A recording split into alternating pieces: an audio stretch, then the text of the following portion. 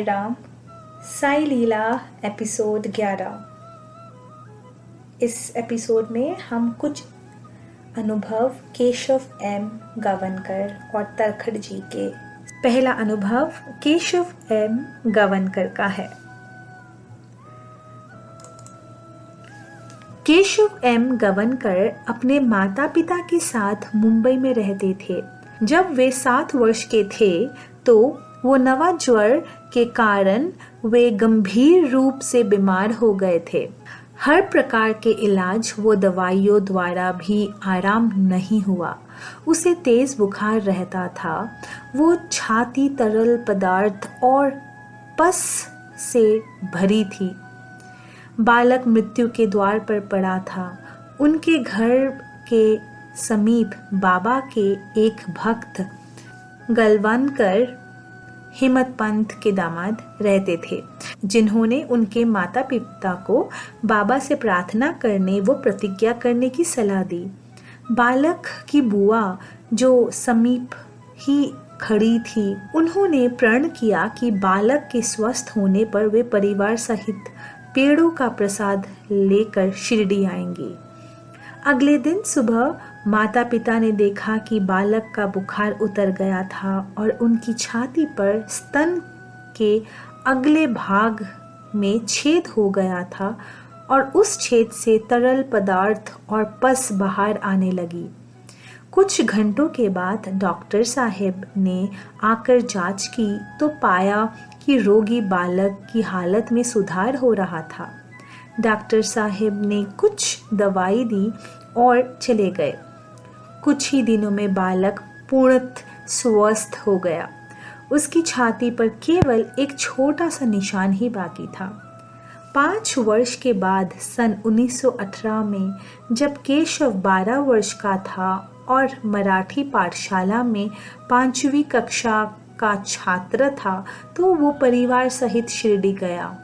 वो उसके माता पिता और बुआ के साथ पेड़ों का लिफाफा लेकर बाबा के दर्शन के लिए द्वारकामाई गए। उन्होंने पेड़ों का लिफाफा बाबा को भेंट किया। बाबा ने 6 पेड़े केशव को दिए और बाकी सारे पेड़े स्वयं खा लिए। श्यामा जो समीप ही खड़े थे बोले, देवा ये क्या है? सारे पेड़े आप अकेले ही खा रहे हो? बाबा ने बालक की बुआ की ओर इशारा करते हुए कहा, माई ने मुझे पिछले 5 वर्ष तक भूखा रखा। फिर उन्होंने केशव को पास बैठाया और प्रेम पूर्वक अपना हाथ उसकी पीठ पर फेरा। तब बाबा ने केशव से दक्षिणा में 2 पैसे मांगे। केशव बाबा की बात नहीं समझ पाए।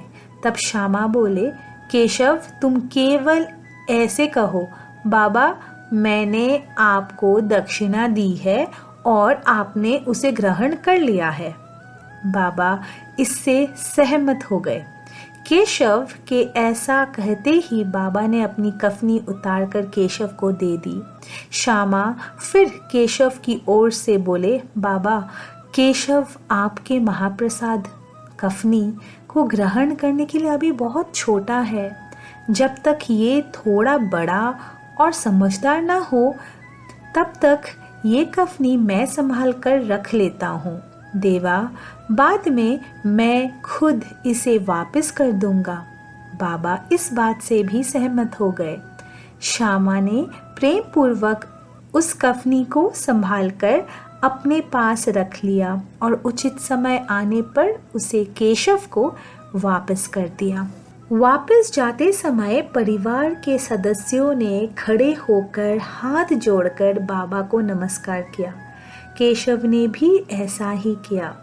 बाबा ने केशव की ओर देखकर उसे पास आने के लिए इशारा किया। फिर हाथ पकड़कर धीरे से खींचकर अपने पास बैठा लिया।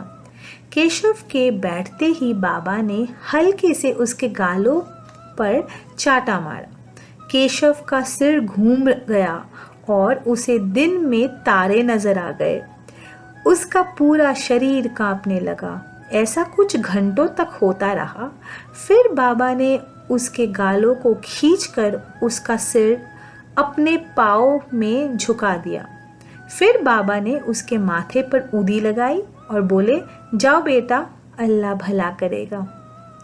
केशव के मोक्ष गुरु त्र्यंबक विठल सामनाथ बाहू महाराज थे, जो सन 1914 में शिरडी गए थे और जिन्होंने बाबा को दक्षिणा में 2 रुपए दिए थे। बाबा ने उनसे 2 रुपए मांगते हुए कहा, मैं अपना एक पुत्र केशव आपके पास भेजूंगा। गुरु की कृपा के फलस्वरूप केशव ने धर्म ग्रंथों का पठन पाठन किया है। विद्योपार्जन कर वे डॉक्टर बने और अपने क्षेत्र में उन्नति की, लेकिन वे बाबा को नहीं भूले। वे प्रतिदिन बाबा को प्रार्थना करते थे। जैसे जैसे समय बीतता वे बाबा के परम भक्त बन गए। उन्होंने अपने घर मुंबई में रामनवमी और दशहरे के त्योहार मनाना शुरू कर दिया। अपनी समर्थ के अनुसार वे इन पूर्वों पर अन्नदान किया करते थे। सन 1939 में बाबा ने उन्हें स्वप्न में कहा, भिक्षा में प्राप्त हुई भाकर बहुत मीठी है। इसीलिए उन्होंने भिक्षा लेने का निश्चय किया। ये घटना तब की है जब वे मुंबई के सुनील मैंशन में रहते थे। उन्होंने भाकरी के साथ डेर द्वारा इनका भाकर बनवाई। 250 से 300 लोगों ने भरपेट भोजन किया। अन्नदान से पूर्व बाबा को 11 इनका भाकर नैवेद्य में अर्पण की गई थी। अर्पण किए गए नैवेद्य में से एक भाकर बाबा के सामने ही रखकर बाकी के प्रसाद की रूप में छोटे टुकड़े करके भक्तों में बांट दिया गया था। महान आश्चर्य! आज 35 वर्ष बीतने के बाद भी बाबा के सामने रखी गई भाकर का टुकड़ा न तो बासी हुआ, न तो बेस्वाद हुआ और न ही उस पर कीड़ा लगी और न ही चींटियों ने खाया है ना ये बहुत अद्भुत लीला जो केशव जी ने अनुभव किया। अब दूसरी लीला है श्री तरखड़ परिवार की, साईं बाबा की चंदन मंड। जैसा कि पहले बताया जा चुका है कि तरखड़ परिवार के सदस्यों का शिरडी आना जाना बढ़ गया था। बाबा के प्रति उनका प्रेम अधिक ही बढ़ रहा था। हालांकि उन्हें हर समय शिरडी में बाबा के चरणों में रहने का मन करता था, जो किसी भी सूरत में संभव नहीं था। उनमें एक बड़े आकार का तस्वीर रखने की तीव्र इच्छा विकसित हुई, जिसे बांद्रा में उनके निवास में पूजा के लिए रखा जा सकता है। इसके पीछे विचार यह था कि जब वे शिरडी से दूर हो तो उन्हें बाबा को नहीं भूलना चाहिए, अर्थात दृष्टि से ओझल हो गया है। पिता और पुत्र दोनों का स्वभाव अजीब था। वे बाबा के प्रति अपने प्रेम के बारे में कभी नहीं बोलते थे। उन पर उनका अटूट विश्वास था। वे जानते थे कि वे अंतर्यामी ही है जो उनके मन को ठीक से पढ़ सकते हैं और निश्चित रूप से उचित समय पर उनकी इच्छा को पूरा करने के लिए संघातित होंगे। ऐसे में बाबा की 2 मुख्य शिक्षाएं श्रद्धा और सबूरी थी। एक सुबह बाबा साहेब तरखड़ और ज्योतिन्द्र तरखड़ ने एक सपना देखा। उन्होंने एक सुंदर नकाशीदार मंदिर देखा और उसमें बाबा बैठे थे। स्वप्न का उनके मन पर गहरा प्रभाव पड़ा। उन्होंने उठकर उसी का स्केच बनाया। जैसे वे दोनों ड्राइंग में अच्छे थे। जब वे नाश्ते की मेज पर आए तो उन्होंने अपने सुबह के सपने के बारे में अपने विचारों का आदान प्रदान किया। वे अपने रेखाचित्र लाए और यह देखकर चकित रह गए कि वो चित्र पूर्णतः मेल खाते हैं। उन्होंने तुरंत अपने घर में ऐसा मंदिर बनाने का फैसला किया। उन्होंने पूछताछ की और चंदन खरीदा। उन्होंने एक विशेषज्ञ बढ़ई को नियुक्त किया और उसे मंदिर का रेखा चित्र दिखाया और उनसे उनके लिए एक बनाने का अनुरोध किया। उनके बैंड्रा के घर में एक छोटी सी छत थी और मंदिर निर्माण वहीं से शुरू हुआ था। हमें लगता है कि मंदिर को अंतिम रूप देने में 1 साल से अधिक समय लगा।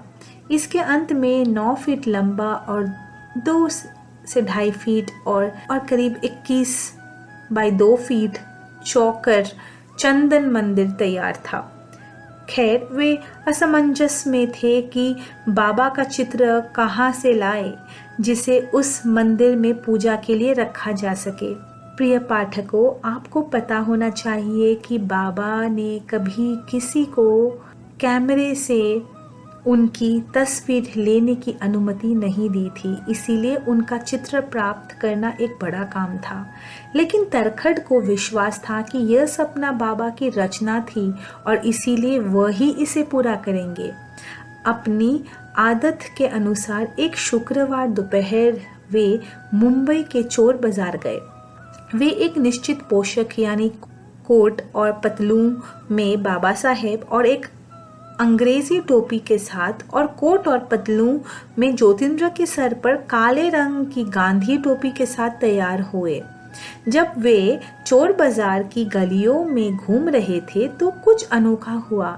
एक मुस्लिम दुकानदार उन पर चिल्लाते हुए आया और कहा, अरे सज्जनों, इन दिनों मैं तुमसे मिलने के लिए उत्सुक हूँ क्योंकि मेरे दुकान में तुम्हारे लिए एक पार्सल आया है।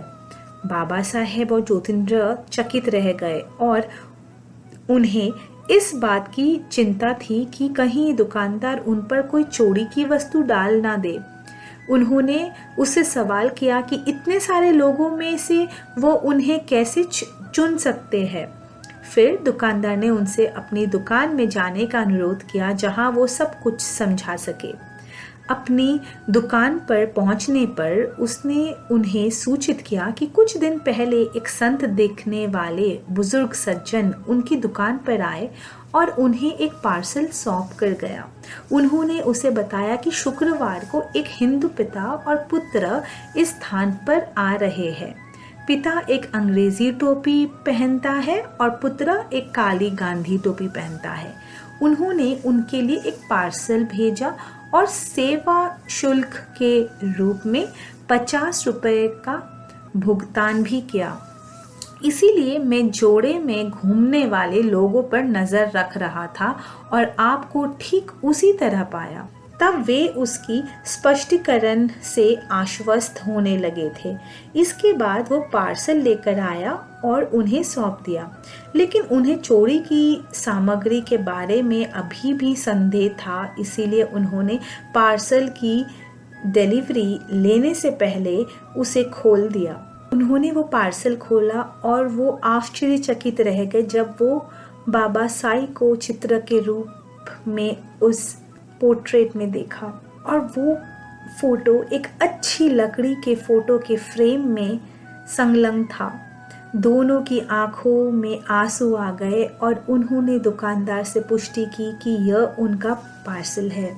उन्होंने उसका तहे दिल से शुक्रिया अदा किया और बदले में कुछ पैसे देने की पेशकश की। दुकानदार ने किसी भी पैसे को स्वीकार करने से इनकार कर दिया क्योंकि उसके पास डोनर के सख्त निर्देश थे। वे सदाबेकर चैंपियन कार में यात्रा करते थे और वे फोटो फ्रेम को सुरक्षित रूप से बांद्रा ले जा सकते थे कि वो फोटो फ्रेम बिना किसी बदलाव के उस चंदन के मंदिर में बिल्कुल सही तरीके से बैठ गया। पूरा तरखड़ परिवार खुशी से झूम उठा जिसकी कोई सीमा नहीं थी।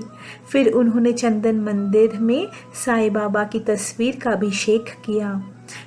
मेरे पिता धार्मिक रूप से सुबह जल्दी उठते थे और सुबह 5 बजे वे बाबा के माथे पर चंदन का लेप लगाकर और दिया और सुगंधित लाठी जलाकर पूजा करते थे। प्रसाद के रूप में चीनी के टुकड़े चढ़ाए जाते थे जिसका सेवन वे सभी दोपहर के भोजन के समय करते थे। अब वे सभी अपनी अगली शिरडी यात्रा का बेसब्री से इंतजार कर रहे थे।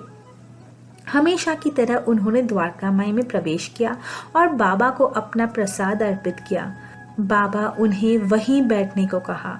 बाबा उन सभी भक्तों से एक जो शिरडी में तैनात था और पिछले कुछ दिनों से बाबा का तस्वीर लेने की कोशिश कर रहा था और असफल हो रहा था, वो बाबा के पास आया और अंतिम प्रयास के लिए अनुरोध किया। बाबा अचानक क्रोधित हो गए और उस पर चिल्लाकर कहा, अरे तुम मेरे फोटो को लेकर क्या तरस रहे हो? कृपया मेरे भाऊ के घर जाओ और तुम मुझे उस तस्वीर में उनके मंदिर में जीवित पाओगे। जैसे ही मेरे पिता ने यह सुना, वे अपने घर में जो कुछ उन्होंने किया था उसके लिए वे अधिक प्रसन्न हुए। बाबा पुष्टि कर रहे थे कि वे प्रतिदिन उनके पूजा प्राप्त कर रहे हैं। मेरे पिता तुरंत उठे और बाबा के सामने नतमस्तक हुए। मेरे पिता ने भगवान साईं से आंतरिक रूप से प्रार्थना करते हुए कहा कि उन्हें ऐसा अन्नदान दिया जा सकता है कि वो साईं को कभी नहीं भूल पाएंगे और केवल उनकी प्रार्थनाओं को गाते रहेंगे और उनकी प्रार्थनाओं के अलावा कुछ भी नहीं सोचेंगे। हे दान देगा देवा तुझे वैसारा न भाव तो यह है। इस तरह से शिरडी के साईं बाबा ने तरखट के निवास पर चंदन मंदिर में खुद को प्रतिष्ठित किया। ये मंदिर वासी में ज्योतिरिंद्र तरखट के दिवंगत भाई रविंद्र के निवास पर उपलब्ध है दर्शन के लिए। ओम श्री साई नाथाय नमः।